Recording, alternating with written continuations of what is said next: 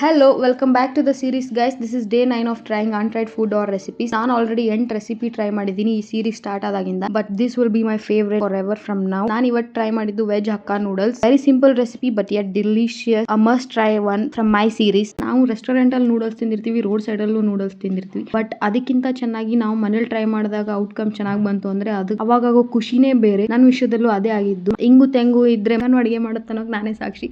ತುಂಬಾ simple recipe.